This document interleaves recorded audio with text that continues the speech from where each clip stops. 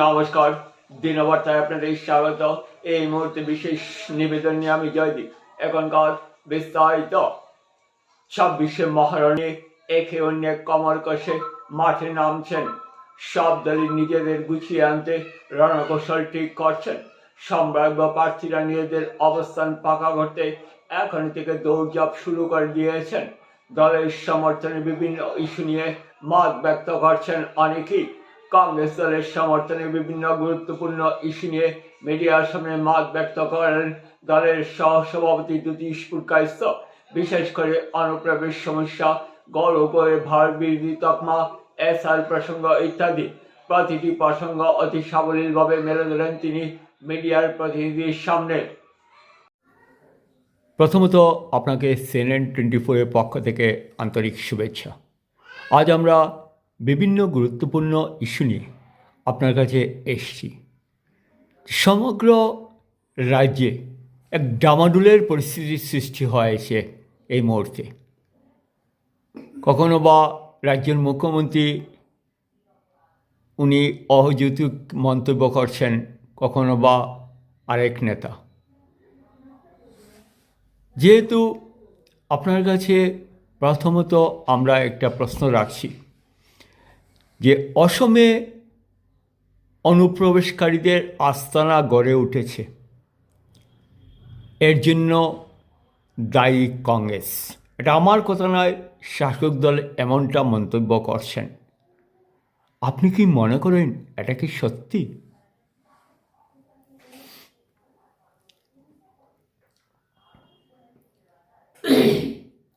আসামে বিগত 14 ইংরাজি পর থেকে এই রাজ্যের শাসন করছেন বিজেপি দল। প্রথমত সর্বানন্দ সোনোয়াল ছিলেন চিফ মিনিস্টার বিজেপি দলে, যিনি আশু আন্দোলনের এক পুরোধা ব্যক্তিত্ব ছিলেন, যিনি অল আসাম স্টুডেন্টস ইউনিয়ন আশুর উপদেষ্টা ছিলেন এবং যিনি আসাম থেকে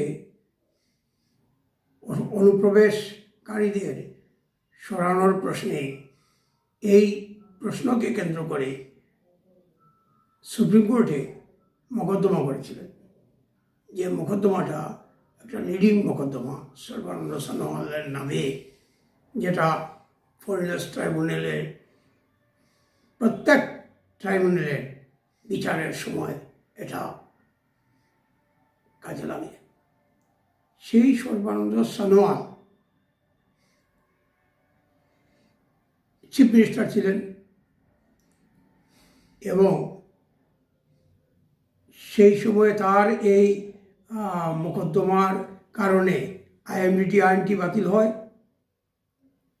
এবং সমস্ত আসামের মানুষ সর্বানন্দ সোনোয়ালকে হিরো হিসাবে গণ্য করে, যে আসামের এই যে সমস্যাটা, এই সমস্যাটা তিনি তার এই মোকদ্দমার মাধ্যমে IMDT আইন বাতিল করার মাধ্যমে সমাধান করলেন বলে। তারপর তিনি মুখ্যমন্ত্রী হলেন আসামে এবং তারপরে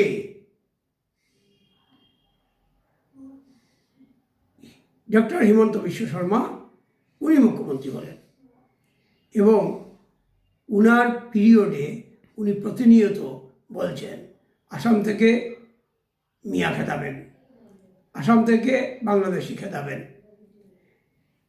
এমন বিদ্বেষ উনি ছড়াচ্ছেন এই রাজ্যে ওনার বক্তব্যের মাধ্যমে অসমবাসীর মনে,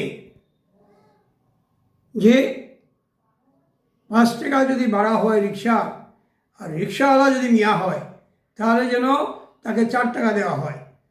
অর্থাৎ উনি বক্তব্য দিয়ে বলে দিচ্ছেন যে 25% মজুরি কেটে দেও মিয়াদের, এবং উনি বলছেন মিয়াদের এত টর্চার করো যাতে ওরা বাধ্য হয় এই রাজ্য ছেড়ে পালিয়ে যেতে।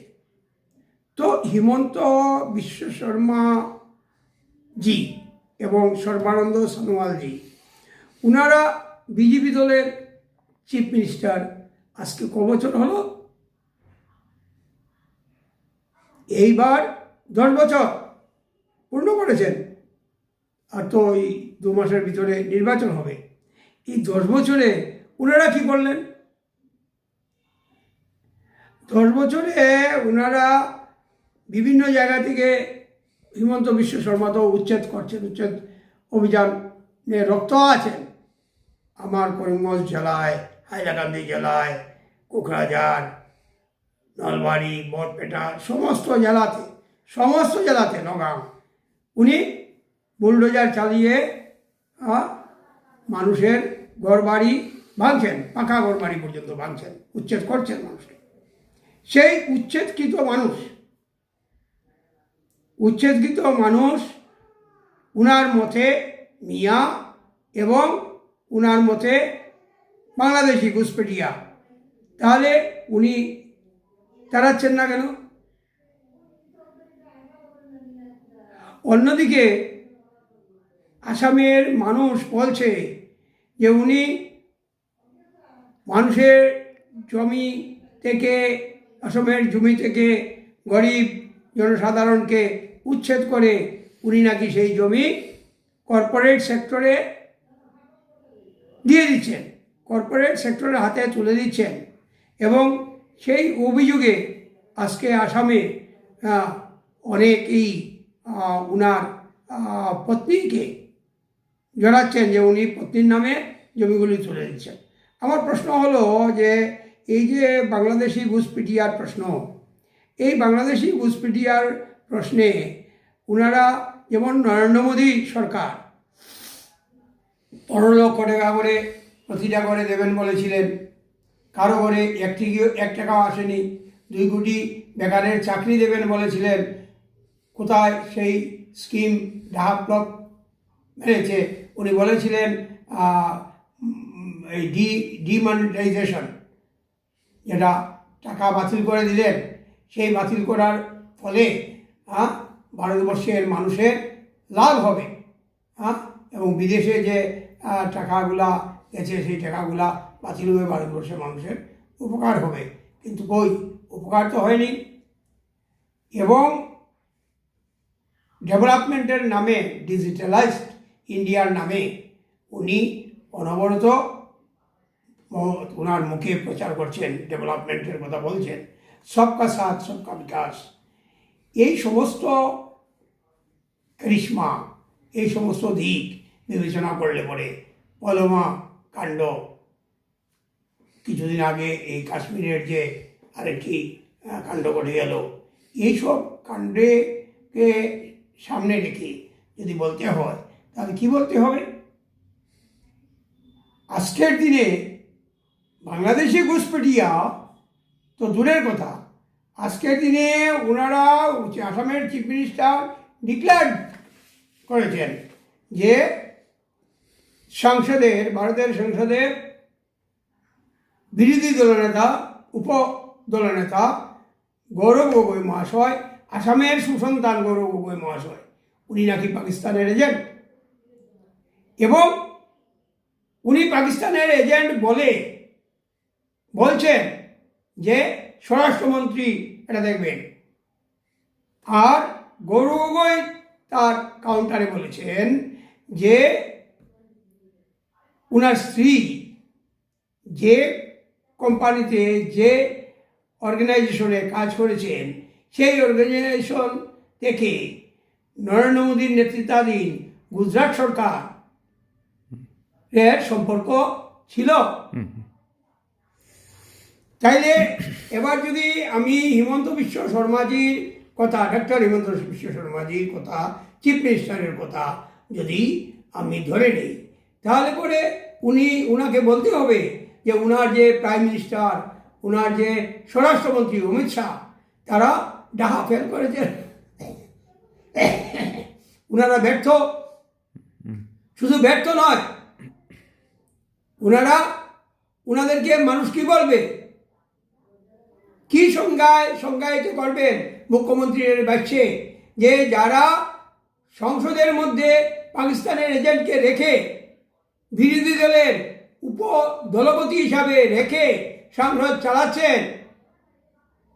গৌরব গগৈ আজ 10 বছর যাবৎ সংসদে আছেন, তাইলে এই জায়গাতে ব্যর্থতা, চূড়ান্ত ব্যর্থতা। এই ব্যর্থতাটা উনি আসামের মুখ্যমন্ত্রী কাকে ব্যর্থ বলছেন? ভারতের প্রধানমন্ত্রীকে, ভারতের স্বরাষ্ট্রমন্ত্রীকে ব্যর্থ বলছেন।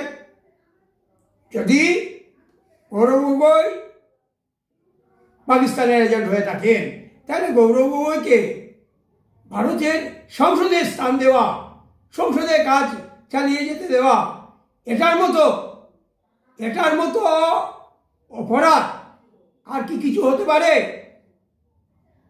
এই অপরাধে প্রধানমন্ত্রী, স্বরাষ্ট্রমন্ত্রী এরা কি অপরাধী নয়? এরা কি ব্যর্থ নয়? এরা কি অকর্মণ্য নয়?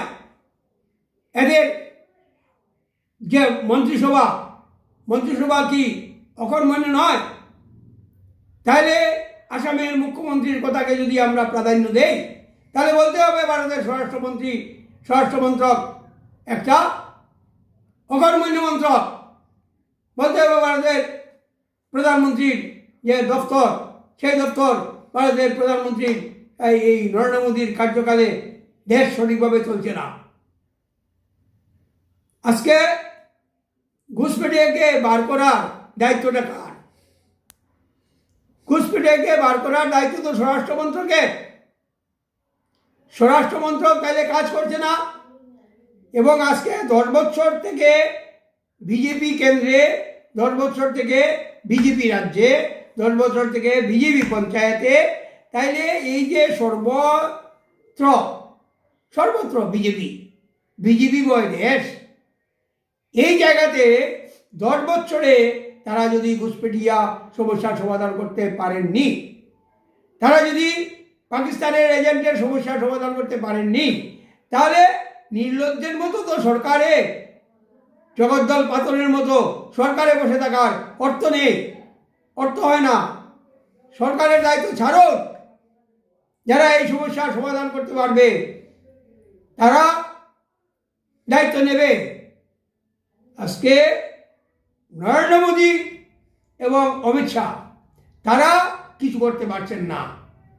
বেকারত্ব থেকে শুরু করে, ডেভেলপমেন্ট থেকে শুরু করে, ডিমনিটাইজেশন থেকে শুরু করে, 2 কোটি যুবকের প্রতি বছরের চাকরি থেকে শুরু করে 15 লক্ষ টাকা প্রতি ঘরে দেওয়া থেকে, প্রতিটা লোকের অ্যাকাউন্টে দেওয়া থেকে শুরু করে সমস্ত তাদের প্রতিশ্রুতি যখন ফেল করেছে, তখন তাদের একটাই স্টেটমেন্ট, 70 বছর ভারতে কংগ্রেস কি করেছে। নরেন্দ্র মোদী আর অমিত শাহ দেখাচ্ছেন যে ঘুষপেটিয়া এটা কংগ্রেসের আমলে হয়েছে। তা এই যে 70 বছর দেখানো, এই যে ঘুষপেটিয়া সমস্যা কংগ্রেসের আমলে, কংগ্রেসকে ব্লেম দেওয়া, এই ব্লেম দেওয়া তো বন্ধু হয়ে গেছে। এবার তো নিজেদের ব্যালেন্স শিট দেওয়ার সময় এসেছে। নিজেদের ব্যালেন্স শিট দিন। কংগ্রেস 70 বছরে কি করেছে সেটা দেশের মানুষ জানে। যতটা স্কুল গড়ে উঠেছে দেশে, শিক্ষার জগতে যেটুকু ডেভেলপমেন্ট হয়েছে, প্রাইমারি স্কুল থেকে শুরু করে আইআইটি পর্যন্ত, medical college, engineering college, IIT, বিশ্ববিদ্যালয় ইত্যাদি যতগুলি প্রতিষ্ঠান গড়ে উঠেছে শিক্ষাক্ষেত্রে, সমস্ত প্রতিষ্ঠান কংগ্রেসের আমলে হয়েছে। যুগাযুগের সমস্ত ব্যবস্থা কংগ্রেসের আমলে হয়েছে। এরোড্রাম, এয়ারপোর্ট, এরোপ্লেন, জাহাজ, নদীপথ, জলপথ, বিমানপথ, এই সমস্ত কিছু তো কংগ্রেসের আমলের অবদান। টাটা গাড়ি থেকে শুরু করে, মারুতি সুজুকি থেকে শুরু করে, অ্যাম্বাসেডর থেকে শুরু করে, ব্যাকপোর্ট থেকে শুরু করে, লিলেন থেকে শুরু করে যেসব ভেহিকল আমরা পেয়েছি, সেই ভেহিকল তো কংগ্রেসের আমলে। তো কংগ্রেসের আমলে ব্রিজ, স্থাপত্য শিল্প কংগ্রেসের আমলে। এই বরাকের বর্তমানে শূন্য শিল্প অঞ্চল বরাক। এখানে একটা পেপার মিল ছিল, যে পেপার মিলটা কংগ্রেসের আমলে হয়েছে, আর বিজেপির এই 10 বছরে পেপার মিলটা বন্ধ হয়েছে। সুগার মিল বন্ধ, এটাকে পুনর্গঠনের কোনো চিন্তা নেই। পেপার মিল বন্ধ, এটাকে পুনর্গঠনের কোনো চিন্তা নেই। ডলু বাগান, টি গার্ডেন, কয়েকশো শ্রমিক যেখানে কাজ করত, বেতন পেত, সেই বাগানটাকে, গাছগুলিকে, চা বাগানের চারাগুলিকে কেটে সেখানে বিমান ঘাঁটি করবেন, এরোড্রাম করবেন, এই করে বাগান ধ্বংস করেছে। একটাও শিল্প কলকারখানা বরাকভ্যালিতে গড়ে উঠেনি। বরাকের বেকারদের চাকরির কোনো সংস্থান গড়ে উঠেনি বরাকের মাটিতে। যেটুকু সরকারি চাকরি, সেইটুকুর জন্য ইন্টারভিউ জায়গাটা পর্যন্ত বরাকের নিজস্বভাবে, বিশেষ করে করিমগঞ্জে নেই। এই সময়ে লক্ষ্য করবেন যে ঘুষপেটিয়ার কথা বলে কংগ্রেসকে ব্লেম করে তারা শুধু মানুষের চোখকে আড়াল, নিজেদের অপকর্মকে আড়াল করে রাখার জন্য কিছু কথাকে, কিছু উক্তিকে তারা তাদের জনগণের সামনে তুলে ধরছেন। নাহলে বলুন তো, বরাকে 15টা বিধানসভা আসন ছিল, এই 2টি আসন বিজেপির আমলে যে কমানো হলো, কংগ্রেস তো কোনোদিন এই আসন কমানোর কথা ভাবেনি। বিজেপি সরকার আসার পর বরাকের আসন কমিয়ে ব্রহ্মপুত্র ভ্যালিতে 2টি আসন বৃদ্ধি করা কিসের নামান্তর? যে বরাকবাসীর প্রতি বৈষম্যমূলক আচরণের, বরাকবাসীর প্রতি বিভেদকামী মানসিকতার, বরাকবাসীকে অর্থনৈতিকভাবে পর্যদস্ত করার চক্রান্ত, এরই নামান্তর। এই কাজগুলি বিজেপি সরকারের আমলে হিমন্ত বিশ্ব শর্মা, ডক্টর হিমন্ত বিশ্ব শর্মার নেতৃত্বায় এই কাজগুলি হচ্ছে। আজকে বরাকবাসীর ভোট নেওয়ার জন্য বরাকের কোনো শিল্প কলকারখানা করার কথা চিন্তা করেননি। বরাকের 15টি আসনকে ধরে রাখা কথা চিন্তা করেননি। বিধানসভা আসন চিন্তা করুন, বিধানসভা আসনে 4টা, জেলা পরিষদ আসনও কমে যায়, কতগুলি পঞ্চায়েত কমে যায়, এই অনুপাতে অর্থের যোগানটাও কমে যায়। তাইলে বরাকবাসীকে আর্থিকভাবে মেরে দেওয়ার চক্রান্ত।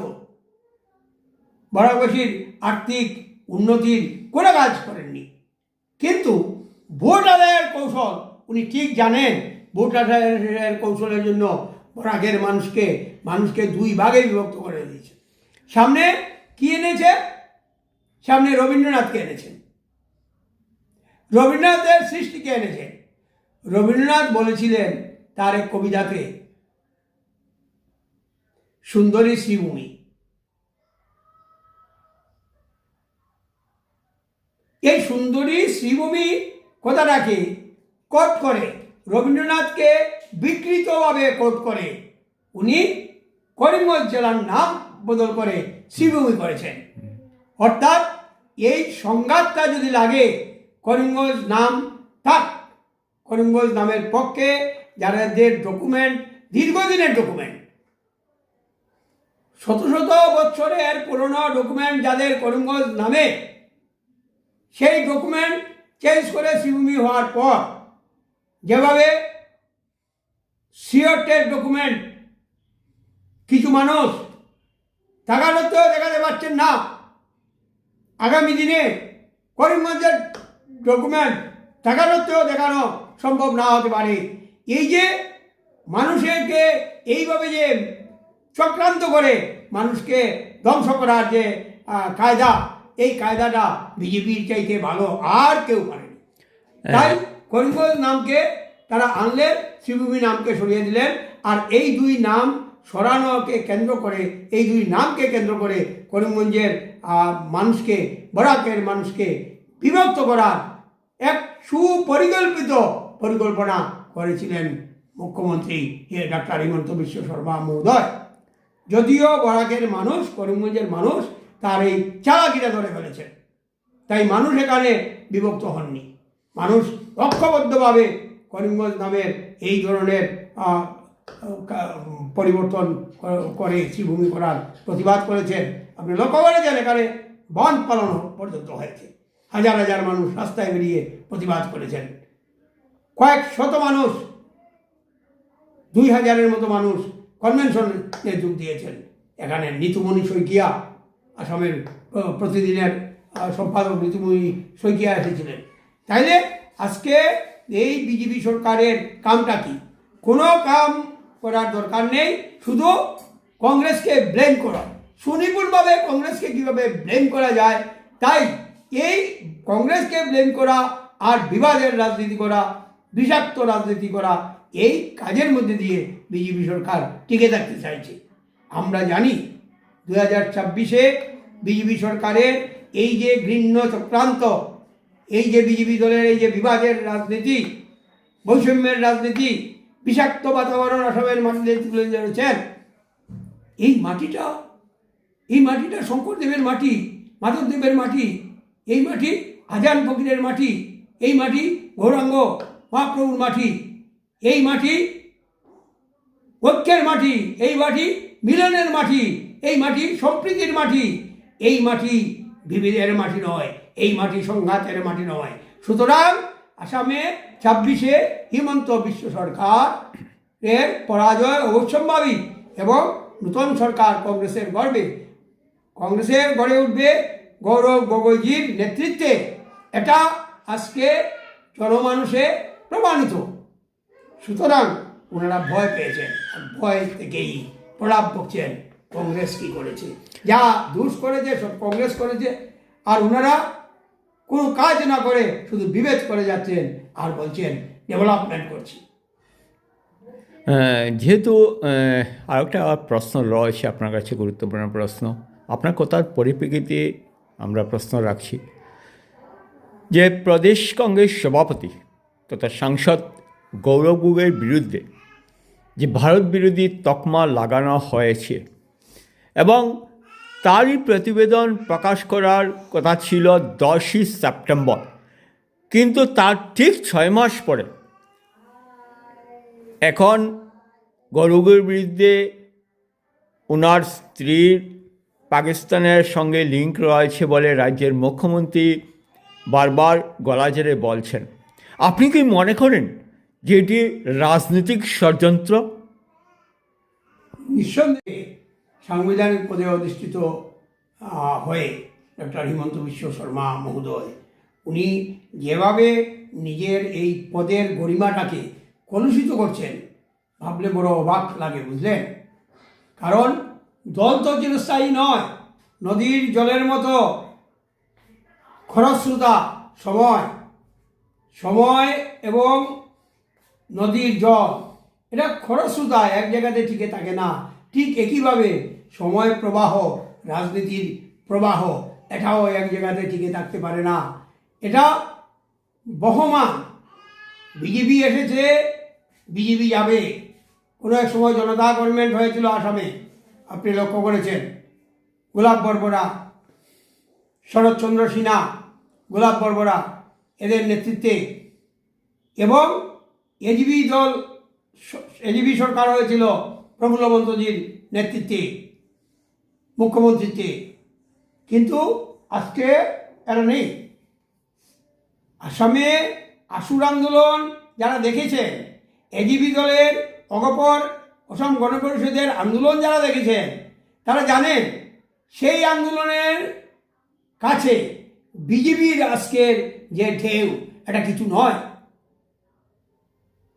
সেই আন্দোলন থেকে, সেই ঢেউ থেকে এজিবি দল 5 বছর টিকে থাকার পরই একবার হারের মুখ দেখতে হয়েছিল। পরের 5 বছর পরে আবার এসেছিল 4টি দলকে সঙ্গে নিয়ে, সিপিএম, সিপিআই, আপ্পা, মহিম মজুমদারের আপ্পা এবং এজিপি, 4টি দলকে সঙ্গে নিয়ে এসেছিল। 5 বছর পর আবার ধরাশায়ী হয়ে গেল এজিপি দল, আর এককভাবে উঠে দাঁড়ানোর শক্তি সঞ্চয় করতে পারল না এই মাটিতে, আসামের মাটি।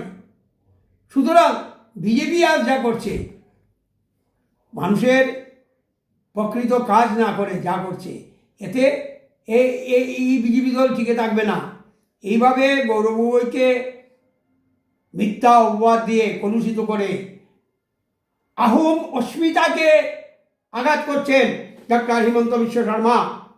আসামের লাচিত বরফুকনের অস্মিতাকে, তরুণ গগৈ প্রয়াত মুখ্যমন্ত্রী তরুণ গগৈর অস্মিতাকে, আহোম অস্মিতাকে আঘাত করছেন ডক্টর হিমন্ত বিশ্ব শর্মা গৌরব গগৈকে এইভাবে অপপ্রচার করে গৌরব গগৈর বিরুদ্ধে মিথ্যা রটনা রটিয়ে উনি ভাবছেন উনি পার পেয়ে যাবেন। না বন্ধু, উনি পার পাবেন না। আসামের জনগণ সব দেখছে, আসামের মানুষ সব দেখছে। উনি যত গৌরব গগৈর বিরুদ্ধে মিথ্যা প্রচার করছেন, গৌরব গগৈর সঙ্গে তত বেশি বেশি মানুষ যুক্ত হয়ে পায়ে পা মিলিয়ে কাঁধে কাঁধ মিলিয়ে হাঁটে হেঁটে চলছেন। আসামের মাটিতে আজকে আসামের মাটি আজ আন্দোলিত হচ্ছে গৌরব গগৈর পদচারণে, গৌরব গগৈর সাথীদের পদচারণে আজ আন্দোলিত হচ্ছে। তাই হিমন্ত বিশ্ব শর্মা রাতের ঘুম উড়ে গেছে, রাতের ঘুম নষ্ট হয়ে গেছে বিজেপি। তাই ওনারা গৌরব গগৈর বিরুদ্ধে এই অপব্যাখ্যা মিথ্যা অপবাদ রটাচ্ছেন। গৌরব গগৈ যদি সত্যিই পাকিস্তানের এজেন্ট হয়ে থাকেন, আর মুখ্যমন্ত্রী যদি এটা জানেন, যিনি পাকিস্তানের পক্ষে স্লোগান দিলে, বাংলাদেশের পক্ষে স্লোগান দিলে অ্যারেস্ট করতে পারেন, যিনি বাংলাদেশি বলে যাকে তাকে অ্যারেস্ট করতে পারেন, তিনি পাকিস্তানের এহেন একজন এজেন্টকে কেন অ্যারেস্ট করছেন না? কেন তাকে বাইরে বিচরণ করতে দিচ্ছেন? কেন অমিত শাহ বাইরে বিচরণ করতে দিচ্ছেন গৌরবকে? কেন নরেন্দ্র মোদী চুপ মুখে কলো বেড়ে বসে আছেন এর জন্য? এটা কি নিছক জনগণকে উস্কানো ছাড়া আর কিছু? জনগণকে উস্কানো, বুটের বাজারে ফায়দা লুটা, এর জন্য গৌরবের বিরুদ্ধে এই কুৎসা মানুষ ধরে ফেলেছেন। আপনি কি মনে করেন 2026-এ এর মোক্ষম জবাব দেবে জনগণ? নিশ্চয়ই দেবে জনগণ। তৈরি সভা সমিতি, কংগ্রেসের যে সভা সমিতি, বিরোধী পক্ষের যে বাতাবরণ, বিরোধী দলের যে সভা সমিতি, এই সভা সমিতিগুলি বলছে যে গৌরব গগৈ যেমন তৈরি, আসামের মানুষ তেমন তৈরি, বিরোধী ঐক্য তেমন তৈরি, এবং আসামের 26-এ গৌরব গগৈর নেতৃত্বে বিরোধী ঐক্যের এই যে সরকার, এই সরকার গতি আসবে। প্রক্রিয়াতে এসব প্রক্রিয়াতে নাম বাদ যারা গেছে, নাম কাটা যারা গেছে, তাদের মধ্যে একটা অংশ আগের ভোটার লিস্টে নাম ছিল যারা মারা গেছেন, একটা অংশ আছে আগের ভোটার লিস্টে নাম ছিল, বর্তমানে তারা অন্যত্র পার্মানেন্টলি অন্যত্র শিফট করেছেন। আর একটা অংশ উদ্দেশ্য প্রণোদিতভাবে বিজেপি ভোট বৈতরণী পার করার জন্য বিজেপির দলের মানুষের দ্বারা নাম কর্তন করানো হয়েছে। মুখ্যমন্ত্রী স্বয়ং বলেছেন বিজেপির লোকেরা 7 নম্বর ফর্মে অবজেকশন করেছে এবং নাম কর্তন করেছে। এই নাম কর্তন যেটা নির্বাচন কমিশনের কাজ, সেখানে বিজেপির দলের লোকেরা কেন করবে? সেখানে বিজেপির দলের লোকেরা ফর্ম ফিল আপ কেন করবে? বিএলও বাড়ি বাড়িতে গিয়ে যাদের নাম তুলেছে তারা সমস্ত ডকুমেন্ট দেখেই তুলেছে, তারপর এলো নাম কর্তন করতে হবে।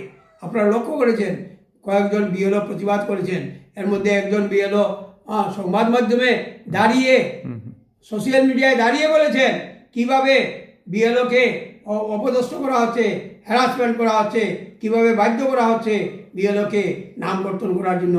উনি এই অন্যায় কাজ করেননি বলে, এবং সোশ্যাল মিডিয়াতে উনি এই ইলেকশন কমিশনের নামে বিজেপির এজেন্ট অফিসারদের দ্বারা যে থ্রেট পেয়েছেন, এই থ্রেটের বিরুদ্ধে কথা বলার জন্য ওনাকে আজকে সাসপেন্ড করা হয়েছে। কি জানি সুরমানা চৌধুরী নামে ওই বিএলওকে, এবং আরও অনেক বিএলও বলেছেন তাদের উপর এইভাবে প্রেশার ক্রিয়েট করা হচ্ছে। তাহলে এই যে কাজটা, এই কাজটা কখন একটা দল ভোটার লিস্ট থেকে ভোটারের সংখ্যা কমিয়ে রাখতে চায়, যখন সে জানে কোনোভাবে সে জিততে পারবে না। ফেয়ার ইলেকশন যদি হয় তাহলে তার দল গদিতে আসতে পারবে না। তার জন্য তো এই ষড়যন্ত্র, এই কাজ, এই বুট চুরি। এই বুট চুরির প্রতিবাদ কংগ্রেস করেছে এবং আজও করছে। এই বুট চুরি তারা যাতে সাকসেস হয়ে যেতে পারে তার জন্য আজকে যে ম্যাজিস্ট্রেটের কাছে অ্যাপিল করা, 25 তারিখের ভিতরে ডিএমের কাছে অ্যাপিল করার জন্য বলা হয়েছে। মানুষ অ্যাপিল করবে, কিন্তু একটা কথা, মানুষ কিন্তু যদি ভোটার লিস্টে নাম সন্নিবিষ্ট না হয়, প্রকৃত ভারতীয় নাগরিকের নাম, যাদের নাম কাটা হয়েছে তাদের নাম যদি ভোটার লিস্টে সন্নিবিষ্ট না হয়, তাহলে এক ভয়ঙ্কর পরিস্থিতির সৃষ্টি হতে পারে। এবং সেই ভয়ঙ্কর পরিস্থিতি যদি সৃষ্টি হয়, তার জন্য দায়ী থাকবেন মুখ্যমন্ত্রী হিমন্ত বিশ্ব শর্মা, দায়ী থাকবে বিজেপি সরকার, দায়ী থাকবে বিজেপি দল, দায়ী থাকবে যেসব বিজেপির এজেন্টরা নাম কর্তন করার জন্য ফর্ম ফিল আপ করেছেন, দূরে থেকে কাছে থেকে যেখান থেকেই হোক তারা। এবং তারা মানুষের চোখে, জনগণের চোখে, গণতন্ত্রের চোখে, তারা ভারতের সংবিধানের চোখে তারা অপরাধী বলে গণ্য হবেন আগামী দিনে। তারা অন্যায়কারী বললে গণ্য হবেন আগামী দিনে। তারা গণতন্ত্র হত্যাকারী বলে গণ্য হবেন আগামী দিনে। এই কথাটি আমি আপনাদের মাধ্যমে ডক্টর হিমন্ত বিশ্ব শর্মা মুখ্যমন্ত্রী মহোদয়কে জানিয়ে দেখতে চাই।